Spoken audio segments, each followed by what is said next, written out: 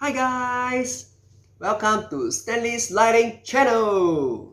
Well, for this first part of the many series that I'm going to be sharing with everyone or doing up, I'll be sharing with everybody what are the key essential lighting products for a home, especially a brand new home that you have. I'm sure everybody wants to light it up nicely, but question is, what kind of lighting products? Because there's so many different kind of design. You can look for it from Taobao. You can go ask around from your interior designers, friends, or whoever that you're engaging to give you some concept. You can also check out the lighting stores all over Singapore or anywhere else online, Pinterest and wherever, to get concepts, to get ideas. But the question here is, how do I really go about it? Because end of the day is, there's so many designs, so many products. Here it is. The essential lightings of a home are technically just a few of them, right? Of course, anything more, well, it's very subjective, it's very up to individual. But some products never fail to appear. For example, what I'm going to be sharing today would be this LED strip. Now, this LED strips probably appearing almost anywhere else in your house, like from living room, your shoe cabinet, your vanity mirror, your TV console, kitchen cabinet, underlit parts of your bed frame. Well, you can probably imagine anywhere else that you want to have some lighting effect, something lighting mood, some lighting ambience, right? This thing comes into play. It gives a little bit of glow to the wall, to the ceiling, to the surface, wherever that it is, just so that, it's not too boring, it's not too dull, right? It gives a little bit of that effect, the halo effect. So, well, it adds a lot of, I would say, class. It sort of enhances the coziness, the ambience, the standard of living that you hopefully aim to or desire to have as well, right? So LED strips are a handy product. It's small, it's very flexible. It's like what, 10 mm thick to 12 mm thick, right? With all these diodes here, of course, right? So it seems to be like easy to install and it's everywhere else in the house. The only thing is when you probably want to go and buy the LED strips and you walked into a store or you search online and you realize that, oh my god, it's like a lot of variations, a lot of different models to look at, a lot of different I would say permutations of different factors, right? I'm not going to scare you. For example, this is what I do in my line of work, right? Okay, I'm not going to scare you, right? So, but can you imagine, guys? That's the amount, or at least I would say a tip of the iceberg of all the different variations that we have in the market. It's crazy. Of course, in general, what people buy online and what people use at home with sometimes being sold as a package with your carpentry services and everything else, and the end result of the wardrobe, it's like what, 30 LEDs per meter, 60 LEDs per meter. It comes with a 3M tape. You can actually stick it anywhere you like, and then you just need to connect to a driver, or you just need to connect to a driver, something that looks like this, and then yeah, it's good to go. But the thing here is, there are always two key questions that people are asking at first when they're looking for LED strips or how they can install this, right? The first thing is, can we avoid the dot dot dot effect? That's the first. And second is it bright enough? Right. I mean, come on, guys. This is just a little piece of thing, right? So technically speaking, it is about 14 watts per meter. That it ranges from 7 to 14 watts per meter. Well, it can go slightly higher, plus minus, but it's about there.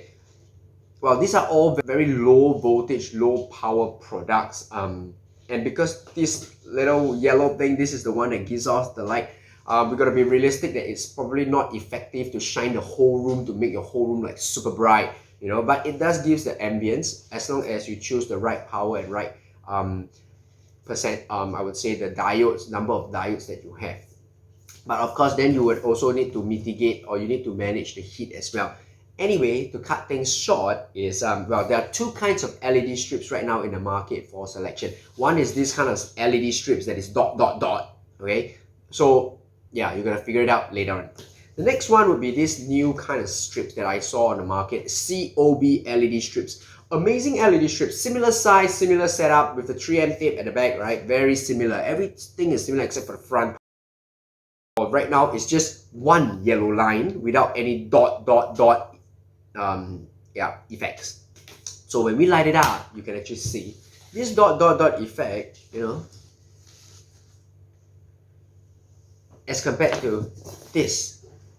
Now, what I'm sharing here today with everyone is that, you know, with this new product that I saw on the market, you finally can cut yourself all the troubles of figuring out how many LEDs is sufficient. You know, is it 30 LEDs, 60 LEDs, or 120 LEDs? And of course, with the different quantity of LEDs per meter come with different size of LEDs, right? Like 3528, 5050, all these four number. I think all these four numbers gives you a bigger headache than what you're trying to figure out to buy a 4D or lottery, I think, right? So anyway, now with this old kind of LED, I would say old, okay, maybe this slightly passe, it's still selling well in the market. With this thing here, to avoid or to minimize the dot effect, usually then interior designers will actually recommend things like this kind of diffuser with this kind of aluminium profile, right? You put the LED strips inside and then you cover it up, right? This thing, you cover it up and then that's it, right? You get a less of those glaring LED dots appearing. But with this COB strip, suddenly all these things becomes very straightforward. All you need to do is just stick it and then that's it, it's good to go. It looks nice because it's just one linear line of light. It conforms very much to the minimalist modern interior design style and effect as well.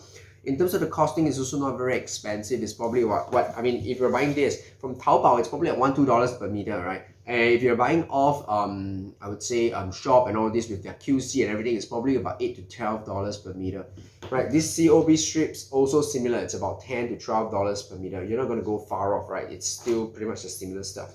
And the good thing is, if all the price is about the same, and then with this COB strips that's appearing in the market, you know, suddenly this thing becomes, like I say, passe, right? So yeah, here it is. So LED strips itself, how do we actually go and wire them up? It's really with the driver. You know, we need to match up accordingly to the specs.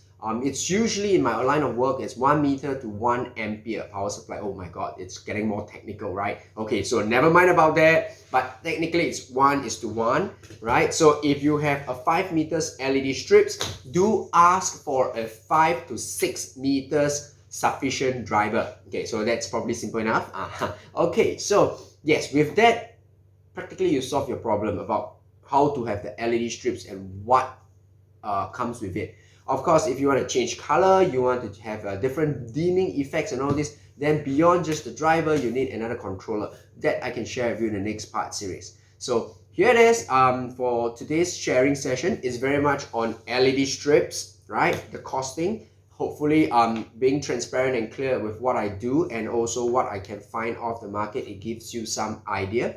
Now, for this kind of product, yes, you know, it's still very widely available in the market, but I believe things will change. And with this, you know, it comes with a diffuser and many more things that you might need. You know, the more you buy, the more issues you have on maintenance. It's not like everybody is technically very savvy to do their own DIY or maintenance themselves, right? So when things fail, you will cry. With this thing, we sort of can minimize a lot of things, you know, suddenly. Hopefully it gives you some idea of how or what kind of LED strips you can go for that can minimize your work, you know, minimize your time in figuring out what is good and what is not good, reducing the risk, reducing the cost, and all at the same time increasing or making sure that you can achieve the design intent that you want. The lighting design intent, of course, right? If you like what I'm sharing, please click here to subscribe and click here for more.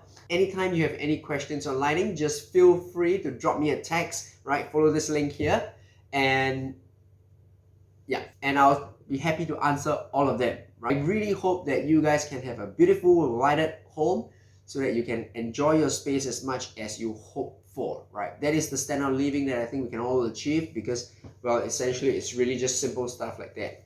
All right, then have a great weekend or have a great day ahead and I see you soon. Bye.